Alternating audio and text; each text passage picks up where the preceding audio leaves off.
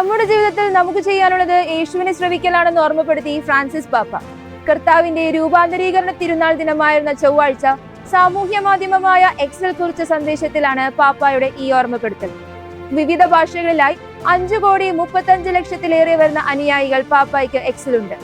സാധാരണയായി അറബി, ലത്തീൻ, German, Italian, English, Spanish, Polish, Portuguese, French എന്നിങ്ങനെ 9 ഭാഷകളിലായാണ് പാപ്പായുടെ സന്ദേശങ്ങൾ ലഭിക്കുന്നത്. ബ്രിട്ടനിലെ സൗത്ത് പോർട്ടിൽ നടക്കുന്ന കുടിയേറ്റ വിരുദ്ധ പ്രക്ഷോഭത്തെ അപലപിച്ച് കുടിയേറ്റക്കാർക്കും അഭയാർത്ഥികൾക്കും വേണ്ടിയുള്ള കമ്മിറ്റിയുടെ അധ്യക്ഷൻ ബിഷപ്പ് പോൾ മക്കലീന് 3 പെൺകുട്ടികളെ കുത്തിക്കൊലപ്പെടുത്തിയ യുവാവിനെ കുറിച്ച് സമൂഹ മാധ്യമങ്ങളിൽ തെറ്റായ വിവരം പ്രചരിപ്പിച്ചതിനെ തുടർന്നാണ് രാജ്യത്തെ കുടിയേറ്റ വിരുദ്ധ പ്രക്ഷോഭം പൊട്ടിപ്പുറപ്പെട്ടത്.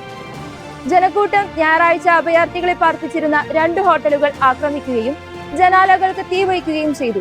തുടർന്നും വലിയ രീതിയിലുള്ള ആക്രമണം രാജ്യത്ത് നടന്നു. ഇത്തരം അക്രമങ്ങൾ നമ്മുടെ സമൂഹത്തിന്റെ മൂല്യങ്ങൾക്ക് ഭീഷണിയാണെന്നും UK-യിൽ ഉടനീളം നടന്ന കലാപങ്ങളെ അപലപിക്കുന്നതായും ബിഷപ്പ് പോൾ പറഞ്ഞു.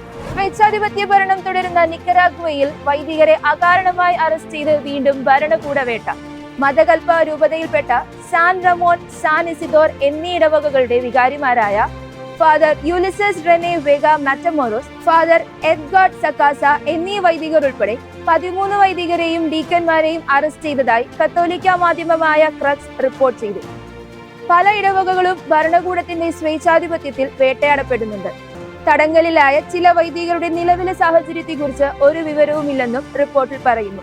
24 വർഷമായി മധ്യ അമേരിക്കൻ രാജ്യത്ത് പ്രവർത്തിക്കുന്ന റേഡിയോ മരിയ എന്ന റേഡിയോ സ്റ്റേഷന്റെ നിയമപരമായ പദവി ഭരണകൂടം റദ്ദാക്കിയിരുന്നു.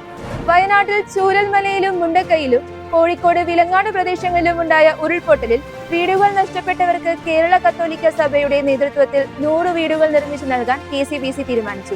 ആഗസ്റ്റ് 5-ന് കാക്കനാട് മൗണ്ട് സെയിന്റ് തോമസിൽ കേരള കത്തോലിക്ക മെത്രാൻ സമിതി പ്രസിഡന്റ് കർദിനാൾ ബെസേലിയോസ് ക്ലീമീസ് കാതോലിക്ക ബാവയുടെ അധ്യക്ഷതയിൽ ചേർന്ന യോഗത്തിലാണ് തീരുമാനം.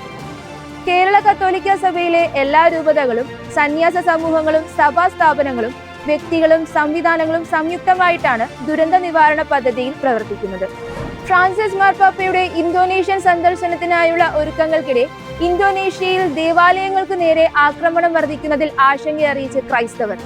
അടുത്തിടെ 2 ക്രൈസ്തവ ദേവാലയങ്ങൾ ലക്ഷ്യം വെച്ചുള്ള തീവ്രവാദികളുടെ ആക്രമണമാണ് ഇന്തോനേഷ്യയുടെ ദേശീയ പോലീസിന്റെ തീവ്രവാദ വിരുദ്ധ യൂണിറ്റായ ഡെൻസസ് 88 പോൾറി പരാജയപ്പെടുത്തിയത്. കിഴക്കൻ ജാവയിലെ മലങ്കിലെ 2 ആരാധനാലയങ്ങൾക്ക് നേരെയായിരുന്നു തീവ്രവാദികൾ ചാവേർ ആക്രമണം നടത്താൻ പദ്ധതിയിട്ടിരുന്നത്. സെപ്റ്റംബർ 2 മുതൽ 13 വരെ തെക്കു കിഴക്കൻ ഏഷ്യയിലേക്കും ഓഷ്യാനിയയിലേക്കുമുള്ള ഫ്രാൻസിസ് പാപ്പയുടെ സന്ദർശനം നടക്കാനിരിക്കെ ഈ ആക്രമണങ്ങൾ സുരക്ഷാ ഭീഷണി ഉയർത്തുകയാണ്.